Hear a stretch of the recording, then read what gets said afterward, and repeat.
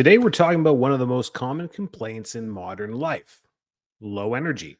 But here's the truth: if you constantly feel drained, sluggish, or burned out, it's normal and it's fixable. By the end of this episode, you'll have a toolkit to take back your energy physically, mentally, and emotionally. Thanks for joining me. I'm Dr. Enrico Dolcecore, and welcome to another episode of Living a Full Life. And energy is one of those things that we talk about all the time. And no, there is no quick energy drink that's going to fix low energy.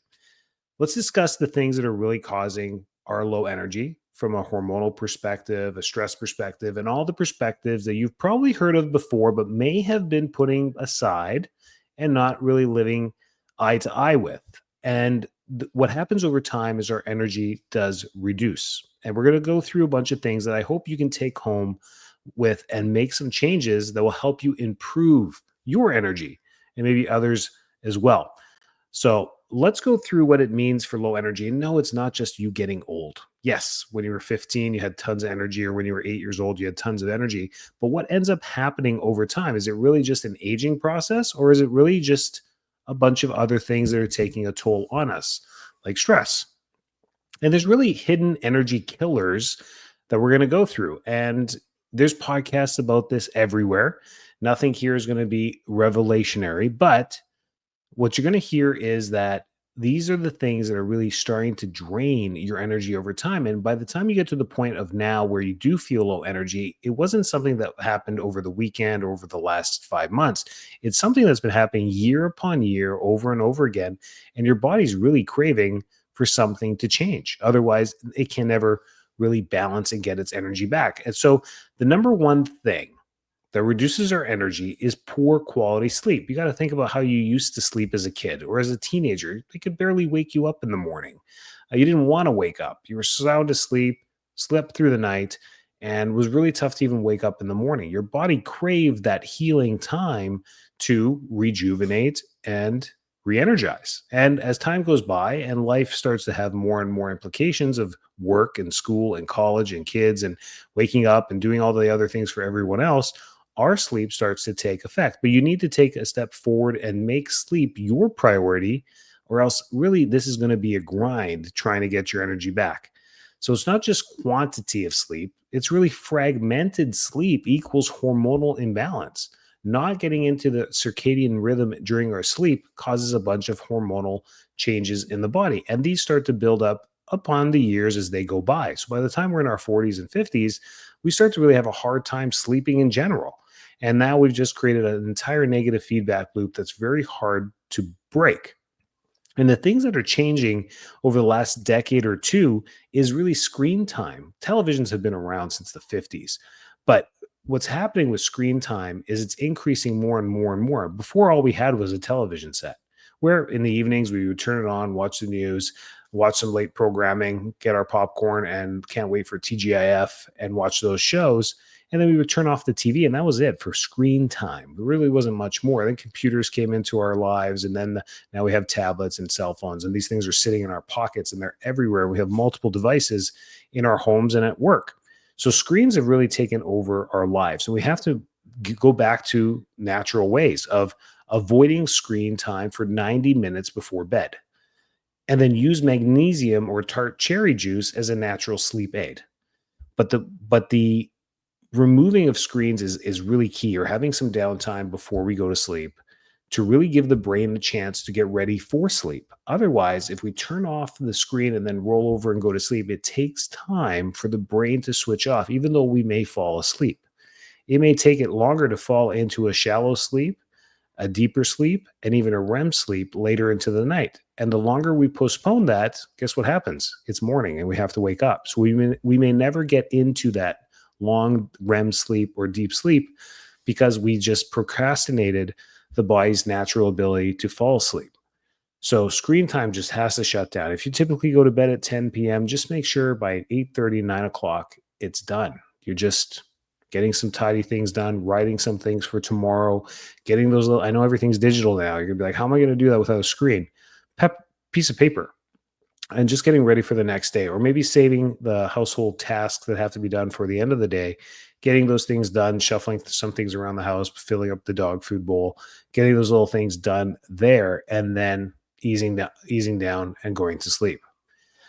Another major culprit for low energy is blood sugar imbalances. Energy crashes from sugar slash carb heavy meals. So, making sure our late night meals are not, or our evening meals or dinners are not super heavy loaded with carbs, because then our blood sugar spikes and that gives us a harder time to control our blood sugars. And really, we should never have carb heavy meals ever. Protein should be the source of energy for every meal. So eat protein and healthy fat with every meal to stabilize blood glucose levels, and then essentially stabilize your energy. You see this even with kids. If they get into sugar, or they have a sugar dense meal or carb dense meal, you'll see them, their energy kind of goes through the roof immediately after, as their body gets used to that sugar, and then they hit a crash. And that's really the blood sugar disruption. You'll see behavioral changes in children and in yourself too. You get lethargic, you get grumpy after 90 minutes after a heavy meal like that, because you are also crashing your energy tanks because of the blood sugar imbalances. So, really prioritizing how you structure your meals: protein heavy, 40% of the meal should be protein, 30% of the meal should be fat, and the other 30% should be carbs. Is just a well balanced nutritional meal. And that should be the rule for every meal that you have. Breakfast, lunch, dinners, and even snacks should be um, reduced in carbohydrates of less than 50% of the meal's total caloric energy. And then number three, chronic stress and the cortisol dysregulation that happens from stress. Stress comes from all different perspectives, from our life, from work, from physical, mental, emotional. They come from all different perspectives, even chemical. And the cortisol roller coaster that comes with chronic stress is what makes us feel wired all the time, but also tired, lethargic. We're wired, we're stressed, we're anxious, we're uh, compulsive, we're obsessive, but yet still fatigued and tired. We're perfectionists. We want to get things done. This may sound like you, but we're also anxious at the same time. And then we're just can't feel rested at all. We're just tired all the time. So a good tip for this is breathing, is really taking time to breathe and letting that, well, the stress will never go away, but to control the stress that's around us and using deep breathing to get there. Whenever you do feel stressed or panicked or anxious, to just stop, close your eyes and take a breath. Closing your eyes just gives you a chance to distract from the environment, just sets up a barrier between you and the environment. But the breathing is where the focus comes in, taking big, deep breaths in, pushing the diaphragm down and expanding the rib cage creates a parasympathetic response in the body of calmness. And there's a huge cascade that happens hormonally when we do this. Cortisol starts to reduce immediately, and some other hormones start to change as well. And it helps reduce inflammation as well. So you create this almost stress response that's happening down to more of a reduction in um, anxiety by controlling your breathing. You'll notice this. You'll shallow breathe, or you get more panicked the more anxious you get. It's harder to take a deeper breath. You're taking actually slow, shallow breathing, and you'll carry that into your sleep at night and shallow breathe through the night, which keeps you in this sympathetic phase of stress. So, box breathing, cold exposure, doesn't have to be a cold plunge, but even a cool shower, or just going out for a walk, just taking the dog, going for a walk and breathing when you're out there, just taking 15, 20 minutes to go for a walk and breathing helps reset your cortisol levels, which is the direct connection to how we feel with stress. The reason some people are panicked and stressed and anxious around stress is because their cortisol is dictating how they feel. Others are cool, calm, and collective under stress. And it's because they are just subconsciously doing those things. They're keeping control. These things don't phase them. Maybe they don't take it as personal as others do. And they just look at work as work and money as money. And these things, they can just let things go. These are great little tips that you can learn from people that do manage stress well on how to filter through that. Inflammation in itself, this is another thing, and toxic overload is another reason why we lose energy. We don't realize this, but the toxins are everywhere. And food is the most controlling thing that you can do with your life, is choose what you eat. The rest is around us. We have EMF um, frequencies, radiation from wireless devices. We've got pollution in the air. We got pollution in the water. We got pollution in the environment. We got pesticides and herbicides being sprayed on our lawns. We got stuff being sprayed out of airplanes. We got stuff all around us. It's in the air. You can't really control all that. You can use filters and do things to your home and your environment to help reduce it. But the biggest control you have is the food that you put into your mouth. And we have to start there when it comes to stress. It directly relates to inflammation when we get toxin overload. Environmental toxins, poor gut health, and processed foods are all working together against us, that where we need to step in and really filter the things that we can control. So, add anti inflammatory foods to your diet. That's where you should start off. It's hard to just revamp diets. People just go in there, I'm going to go on a diet. Why is eating healthy considered a diet in the first place? Eating healthy isn't a diet. Eating healthy is the foundation to eating, period. It's all the other things we add in there and make it sound like it's part of our diet and it's okay, that actually makes it not okay. A healthy diet is fruits, vegetables, proteins, and good fats. We know this, and they come from only good foods and whole foods. There is no processed way around this. So the fact that we add processed foods like cheese and breads and processed grains and carbohydrates to our and packaged foods to our diet and say, yeah, it's okay. Cereal's okay. Pancakes are okay. Uh, Boxed lunch meat is okay. Whatever it is that we're buying, it's not. And we all know this. I think we do, right? The foundation to a healthy diet is whole foods. And so the key is not to just jump into the new fad diet. The key is to start to add anti-inflammatory foods to how you eat right now. It's going to be the easiest and fastest way because you could wake up tomorrow and do this immediately. You could just get turmeric, start adding leafy greens to your diet, buying some salmon. When was the last time you bought some wild caught salmon? Well, make sure it's tomorrow. Add that to your diet as a meal a few times a week. And then filter your water and just go fragrance free for a little bit. Stop spraying stuff on your body for a little bit. Try that for 30 days. Look what ends up happening when you add these anti-inflammatory foods to your body. Turmeric can be a supplement. You don't have to go out and buy a bunch of ginger and start mincing that into all your salads, but that's a great way as well. There's tons of these things, and you can look them up as anti-inflammatory foods and pick the top 5 and start adding those to your diet as long as you like them. If you don't like kale, don't go buy kale. You're not going to eat it. So choose the ones that you like and start adding them to your diet. This is probably the fastest way to reduce toxic overload, by adding anti-inflammatory foods to your diet. Now you're going to say, Dr. D, can I eat fast food for lunch every single day and just add turmeric? Well, you know the answer to that. The answer is going to be no. We're never going to offset bad choices with one simple good choice. It doesn't work that way. You can't smoke a pack of cigarettes and say, well, I'm going to eat 2 apples today instead of that to offset the badness of the cigarettes. We know that doesn't make any sense. We have to eliminate or drastically reduce toxins and start to add anti-inflammatory foods in order to negate toxic overload and to negate disease. We want to try and prevent disease and maintain wellness. So these are 2 different things. Going in the direction of wellness requires doing well things. And when we slip from there, we can only fall towards disease or illness. And that's just how health works. So there is no way around this. But we can't just justify the way we've been eating the whole time, feeling tired all the time, and saying, well, it's not my fault, and playing victim. We can't. We have to make a change. We all do. And that's how it all starts, is with the next day saying, yes, I'm going to add some anti-inflammatory foods, which will then fill me up, and just naturally omit some processed foods in your body because you just substituted deli meats with wild caught salmon. I mean, it's automatically, you're not going to eat more food. You're just going to have to substitute naturally, which is just a great way to do this for all of us that are really busy. Sedentary lifestyle is another thing that leads to fatigue. We just don't move. And movement creates mitochondrial efficiency in our body. The mitochondria are on every single cell in your body, and they're the energy hub of every cell in your body.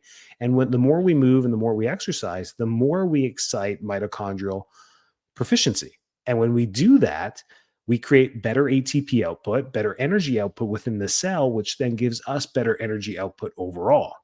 So 10-minute movement snacks throughout the day multiple times can add up to 30, 50, 60 minutes of exercise every single day just by doing 10-minute movement breaks.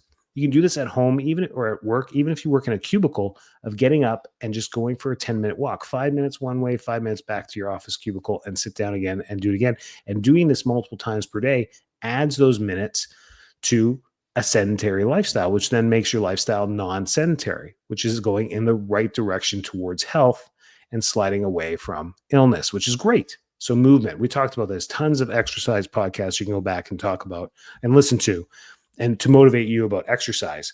But again, we're talking about the little things that we can just start to do immediately to help us with our energy overall. And lastly, but not least, mental overload and decision fatigue. There's just way too much stuff going on right now for us to make decisions. I don't know about you, but the amount of texts, emails, and messages I get per day, direct and indirect, directly trying to get my attention and indirectly trying to solicit to me, is mind boggling. It's hundreds. It's absolutely crazy where we're going with this. And now with AI and chatbots and autocallers, it's game over. You're just going to go from hundreds to even more hundreds of connections per day that you just literally have to ignore. And this overload is real. And we just have to start using filters and putting these things away and our devices down and ignoring emails and using smarter email filtering to make sure that stuff that ends up in your inbox really is for you, or most of it is for you. And the stuff that's in your spam and promotions is just easily deleted every week. You don't even have to look at them to move forward that way. So cognitive exhaustion is real from multitasking, screen time, and overstimulation. We put down one phone and we turn on Netflix. We turn off Netflix and we turn on an Apple device. We turn off the Apple device and we're on our smartwatch. And it's just data overload. We're always looking for the next thing for data. And I find myself picking up my own phone, wanting to go check my email or do something on my phone. And I'll go and click a social media app, or I'll go and click the wrong app and get sucked into that for 3 minutes. I'm like, what was I going to do? What am I doing? Why am I scrolling this? Why am I checking the messages inside of my Instagram account? What's going on? I didn't mean to do this. And it's just that quick touch that's happening because of repetitive behavior. So that cognitive exhaustion is real. So a great tip for this is to create mental white space. No phone mornings, walk without headphones, digital detox days where you just don't. I've caught myself, even all the working out that I do and going to the gym, I still bring my headphones and I'm listening to music or a podcast, just constantly downloading information all the time. Sometimes it's just nice to not. I tried to do that the other day at my gym and they're still blasting the music in there. So there really is no quiet, but going for a quiet walk with nothing in your ears can be a great 20-minute exercise that you do almost every day, but definitely maybe using the weekends for that to just offload and just turn off the devices. We need to do this. As devices and technology keep moving forward, we're going to have to get these out of our face, especially with AI. So here are some signs that you are running on empty. These are red flags. Definitely have to take a look at these because this is what's declining your energy overall. I got like 5 or 6 points here. Mid-afternoon crashes. If you're getting to 12, 1, 2 o'clock and you're starting to crash, that's a sign that your energy is blundered.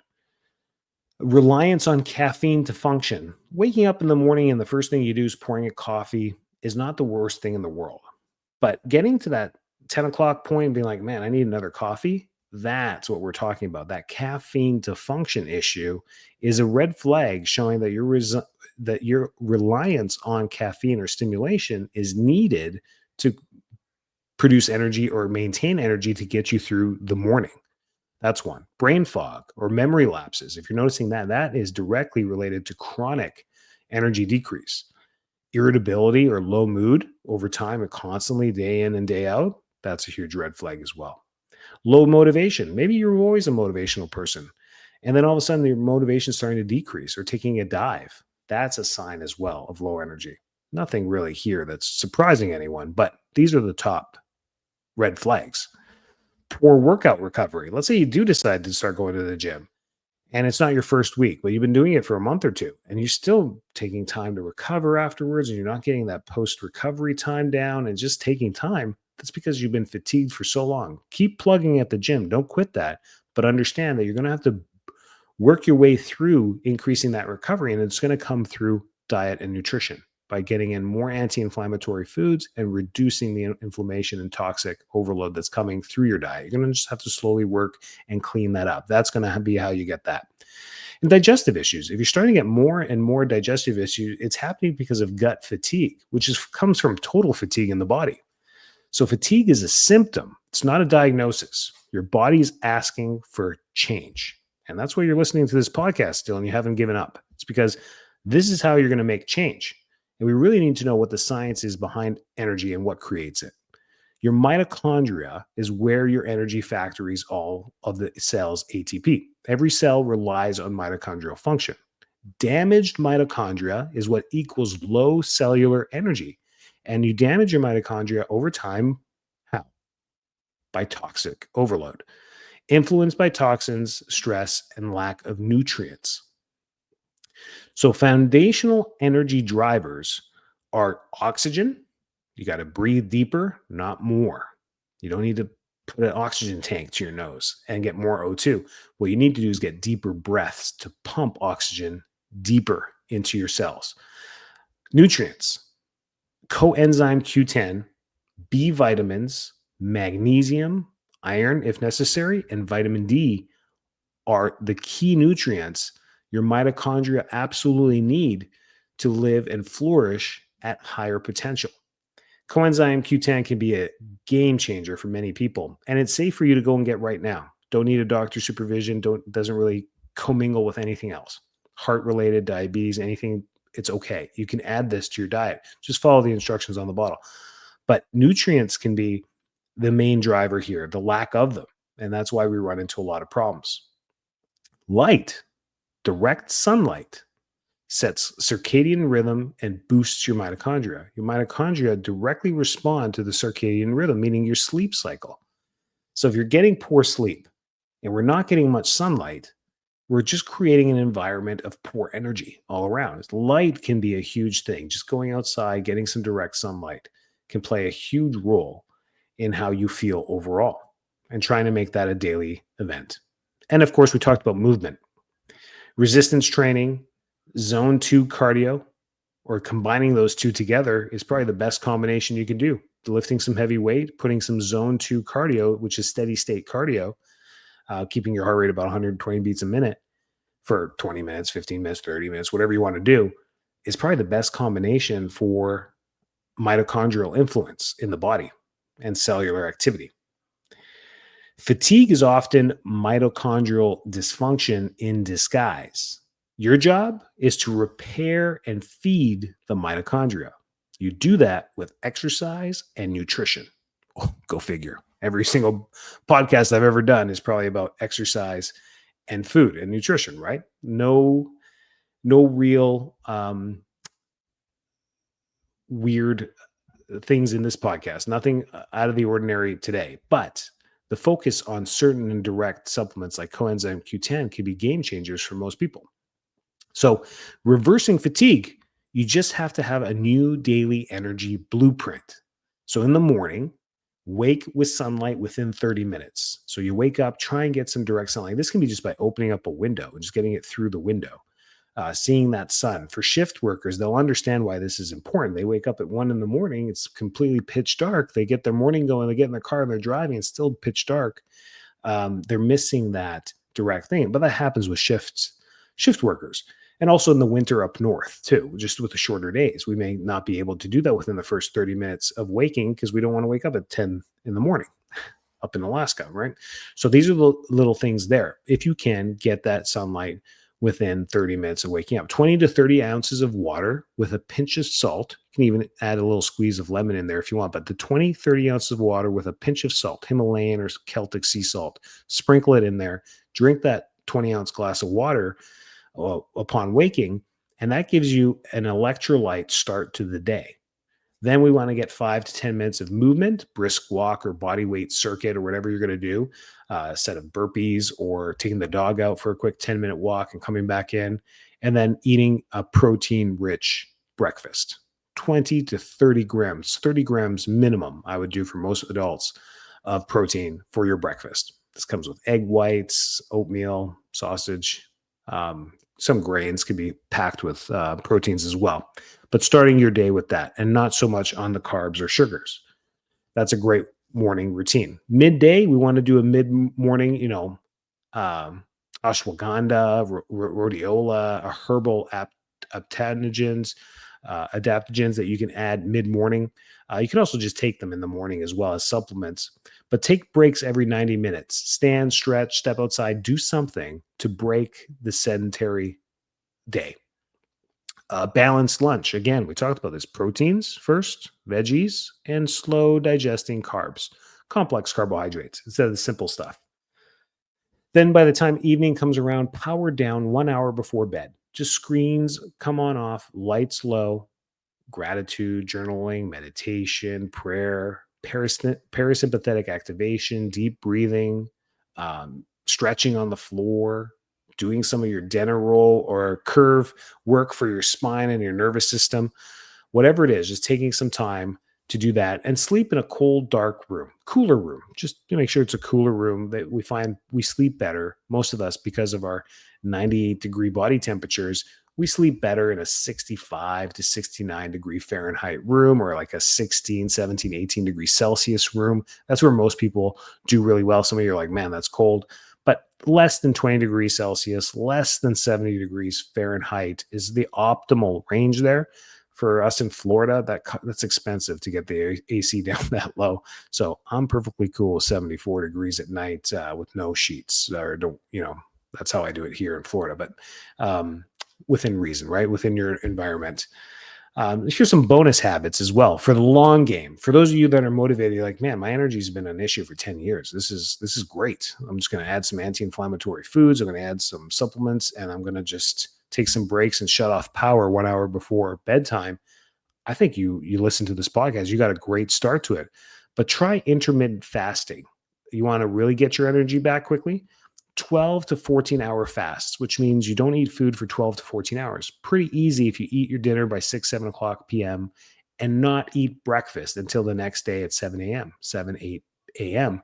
You're giving yourself that 12, 13-hour of fast, which helps improve your metabolism. So if you eat late, if you snack at 8, 9, 10 o'clock, you grab something, mixed nuts, you just ate something, at 10 o'clock at night, then you can't eat the next day until 10 o'clock in the morning. Try this. Test yourself with it. See how that goes. You'll notice even that 12-hour intermittent fasting, how well it goes. And if it boosts how you feel, you may want to move to 16 hours where you start skipping breakfast for a while and just eating, your lunch, snack, and dinner during the day to really get your mitochondria fired up. Eliminate processed foods and seed oils.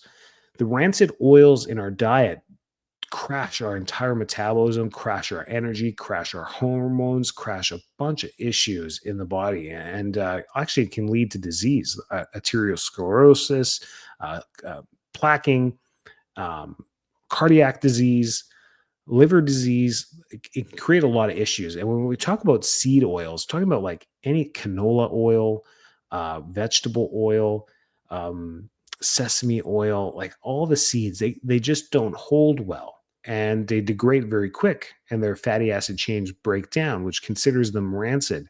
And using it to cook or eating processed foods with this in it, and believe me not, most processed foods use cheap oils. They just do. If it's boxed or canned or any way to preserve food on a shelf, they use the bad. You can't put good coconut oil or olive oil and leave it to be shelf stable for too long, because it'll just go bad. The bacteria love it. They'll eat it.